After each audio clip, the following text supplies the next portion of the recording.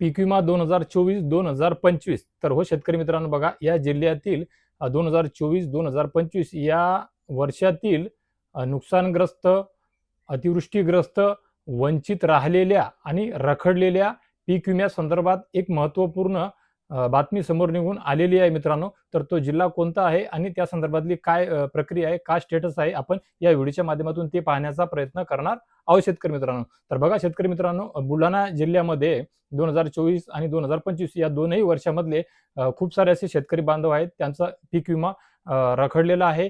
ते त्या पीक विम्यापासून वंचित आहेत. पीक विम्यापासून ते अजूनही दूर आहेत शेतकरी मित्रांनो. मागच्या वर्षी सुद्धा एवढ्या खूप मोठ्या प्रमाणामध्ये नुकसान झालेलं असताना सुद्धा त्या शेतकऱ्यांना पीक विमा मिळालेला नाहीये. या संदर्भातच या जिल्ह्याचे म्हणजे बुलढाणा जिल्ह्याचे जे जिल्हाधिकारी आहेत डॉक्टर प्रवीण देवरे यांच्या अध्यक्षतेखाली एक बैठक घेण्यात आलेली आहे शेतकरी मित्रांनो. आणि ही बैठक झालेली असताना या बैठकीमध्ये किती शेतकरी आहेत, काय शेतकरी आहे आणि याकरिता ते काय करत आहेत, त्यांनी काय केलं या संदर्भातली ही अपडेट, ही माहिती आहे शेतकरी मित्रांनो. तर बघा मित्रांनो, बुलढाणा जिल्ह्यामधील 2024 मधील सुमारे जवळपास 35,600 वंचित शेतकऱ्यांच्या पीक विमा प्रकरणावर नेमकी जिल्हाधिकारी डॉक्टर प्रवीण देवरे यांच्या अध्यक्षतेखाली बैठक झालेली आहे. या प्रकरणाचा सविस्तर अहवाल जिल्हा पीक विमा तक्रार निवारण समिती मार्फत राज्य सरकारकडे पाठवण्याचे निर्देश जिल्हाधिकारी साहेब यांनी दिलेले आहेत शेतकरी मित्रांनो. सोबतच 2025 मध्ये सुद्धा मोठ्या प्रमाणामध्ये पिकांचे नुकसान होऊन यावेळी सुद्धा हजारो पात्र शेतकऱ्यांना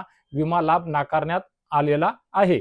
सोबतच मागील वर्षातला म्हणजे 24चा घेतला, 25चा सुद्धा आपण पाहत आहोत, त्यानुसारच अनेक नुकसानग्रस्त शेतकरी आहेत ते पीक विम्यापासून अजूनही वंचित आहे शेतकरी मित्रांनो. त्यामुळे आता रखडलेल्या पीक विम्याच्या बाबत राज्य सरकारकडे अहवाल पाठविणार असल्याचे जिल्हाधिकारी डॉक्टर प्रवीण देवरे यांनी सांगितलेले आहे शेतकरी मित्रांनो. तर शेतकरी मित्र, कुठे ना कुठे 2024-2025च्या पीक विम्या संदर्भात थोड्याफार मोठ्या प्रमाणामध्ये हालचाली सुरू झालेल्या आहेत मित्रांनो. आणि या हालचाली काही सहजासहजी झालेल्या नाही मित्रांनो. या हालचाली होण्याकरिता बैठक घेण्यात आली. बैठक घेण्याकरिता सुद्धा सहजासहजी झाले नाही. आंदोलन, उपोषण, मोर्चे या सर्व गोष्टी शेतकरी नेत्यांकडून पार पाडल्याच्या नंतर, आवाज उचलल्याच्या नंतर, कुठे ना कुठे निवेदन, साऱ्या गोष्टी अंगावर केसेस वगैरे घेतल्याच्या नंतर या हालचाली होत असतात. मागच्या 12 महिन्यामध्ये जवळपास काही 8 महिन्यामध्ये सुद्धा आपण दिवाळीच्या नंतर खूप वेळा पीक विम्यासंदर्भात माहिती घेतली, मधात पीक विम्यासंदर्भात माहिती सोडून दिली. शेतकरी बांधवांना आपण वेळोवेळी सांगितलेलं आहे की स्थानिक पातळीवरील तुमचे लोकप्रतिनिधी, पत्रकार बांधव, शेतकरी, शेतकरी नेते, सामाजिक कार्यकर्ते यांनी आवाज उठवल्याशिवाय पीक विमा हा तुमच्या पदरात पडणे शक्य नाही. मागच्या 2-4 वर्षापासून आपण जो पीक विमा पडताना पाहत आहोत तो सहजासहजी पडत नाहीये. ज्यामध्ये खूप मोठ्या गोष्टी आहेत, खूप मोठं राजकारण सुद्धा आहे, जे तुम्हाला आम्हा सर्वांना पाहाव्यास मिळते. आपण ते पाहत आलेलो सुद्धा आहे मित्रांनो. वेळ प्रसंगी या गोष्टीवर म्हणजे पीक विमा कंपनी आणि या राजकीय लोकांमध्ये कुठे ना कुठे काही सटेलोटे असते की काय, आहे की काय, असे प्रश्नचिन्ह निर्माण होतात. त्या अनुषंगानेच मागच्या वर्षी सुद्धा स्वतःच्या खिशातून शेतकरी बांधवांनी पीक विमा भरल्याच्या नंतर महाराष्ट्र राज्यभर एवढं अतिवृष्टीचं, पुराचं थैमान माजलेलं असताना, नुकसान झालेलं असताना, सोशल मीडियावर, टीव्हीवर, वृत्तपत्रांमध्ये जिकडे तिकडे सर्व दूर फक्त शेतकऱ्याचं झालेलं, गुराढोरांचं, गोठ्यांचं, घराचं, भिंतींचं, खराळून गेलेल्या त्या पिकाचं, शेतीचं नुकसान सर्व दूर दिसत असताना, राज्य शासनाने अतिवृष्टीची मदत दिलेली असताना सुद्धा पीक विमा कंपनी अजूनही पीक विमा द्यायला तयार नाहीये शेतकरी मित्रांनो. यावरून 100% कुठे ना कुठे प्रश्नचिन्ह निर्माण होणे सुद्धा साहजिक आहे. आता वेगवेगळे प्रश्न निर्माण होऊ शकतात. साटेलोटे आहे की पीक विमा देण्याकरिता किंवा राज्य सरकारकडे शेतकरी बांधवांचा हिस्सा देण्याकरिता पैसे नाहीये, किंवा तो जो पीक विमा आहे मागच्या वर्षीचा तो दुसऱ्या ठिकाणी कुठे वळवला गेला का, वापरला गेला का, असे वेगवेगळे प्रश्न या शेतकरी बांधवांच्या मनामध्ये निर्माण होत आहेत मित्रांनो. त्यामुळे पीक विमा आपल्याला आजपर्यंत मिळालेला नाहीये असं शेतकरी बांधवांच्या मनामध्ये शेतकरी बांधवांनी एक गाठ बांधलेली आहे आणि त्यावर कोणी समोर येऊन बोलायला तयार सुद्धा नाहीये.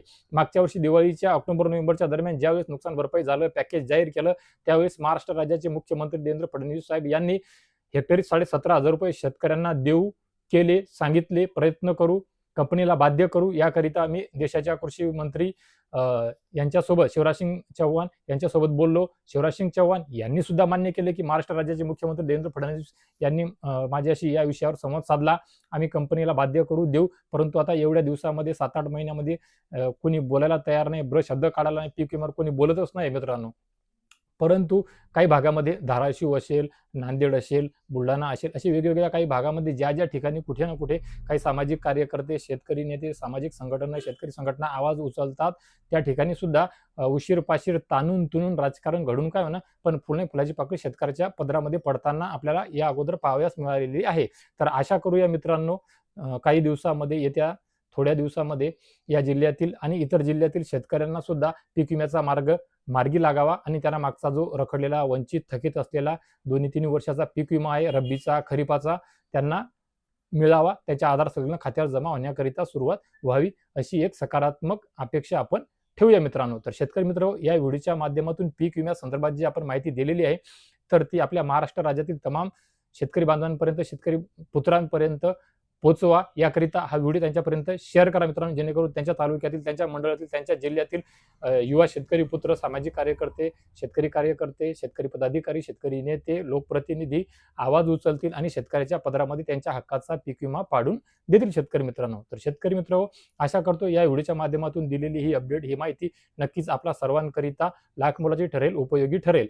तर मित्र, या व्हिडिओच्या माध्यमातून तुर्तास एवढेच. भेटूया एका नवीन व्हिडिओच्या माध्यमातून तुमच्या आमच्या नवीन उपयोगी माहितीसह. आणि मी माझ्या प्रत्येक व्हिडिओच्या अखेरीस सांगतो आणि त्यानंतरच्या पुढच्या एका व्हिडिओमध्ये हमखास आणतोच.